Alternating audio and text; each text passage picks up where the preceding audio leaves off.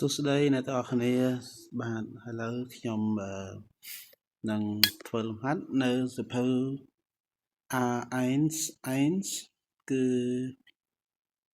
លំហាត់ទី3បងប្អូនមេរៀនទី1 Mein Name ist បាទអញ្ចឹងគេដាក់ពាក្យមកខាងលើនេះបងប្អូនដឹងថាគេឲ្យយើងធ្វើអីទេគឺមានន័យថាគេឲ្យយើងយកពាក្យអស់ទាំងនេះមកដាក់បញ្ចូលនៅក្រោមនេះអញ្ចឹងបងប្អូនដាក់មកអញ្ចឹងពាក្យពេលយើងជួបគ្នាមានពាក្យអីគេខ្លះបងប្អូនអញ្ចឹងពេលព្រឹកម៉ោង6យើងប្រកាសណាថាប្រើប្រកាសជា Guten Morgen បងប្អូនអញ្ចឹង Guten មានហើយស្រាប់ហើយយើងថែមតែ Morgen មកបាទ Guten Morgen តើមកនេះក៏ Morgen ដែរបងប្អូនណា Guten Morgen អញ្ចឹងយើងលុបចោលមក Morgen មាន1 Morgen មាន2លុបចោលលើហ្នឹង Guten Tag ម៉ោង13ចឹងម៉ោង15ក៏នៅតែ Guten Tag ដែរចឹងនឹងដាក់ Tag មួយទៀតយើងលុបឡើងនេះមកយើងដាក់ Tag បាទអញ្ចឹងលើម៉ោង19ប្រកាសជាល្ងាចហើយ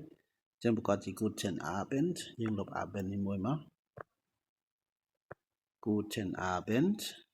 ខាងក្រោមនេះយប់ដូចគ្នាពេលជួបគ្នាយើងប្រកាសជា Guten Abend ដូចគ្នាដាក់ Abend sorry សេវិច្រា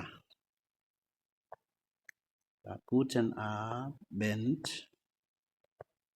បាទអញ្ចឹងខាងនេះយើងដាក់អីគេបងប្អូនយើងមើលម៉ោង6 sorry ម៉ោងហ្នឹងទេ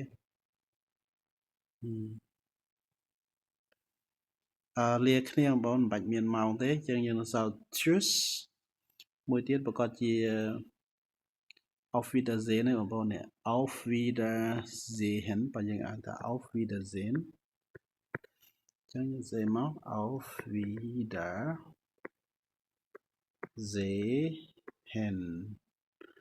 មួយទៀតប្រកាសជារាត្រីសួស្តីបងប្អូន Gute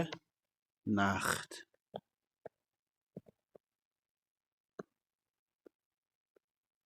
បាទ Gute Nacht បាទបងប្អូនគឺយើងធ្វើតែប៉ុណ្ណឹងជើងចាប់ការងារហើយបាទហ្នឹងគឺលំហាត់ទី3មេរៀនទី1បងប្អូនជម្រាបលា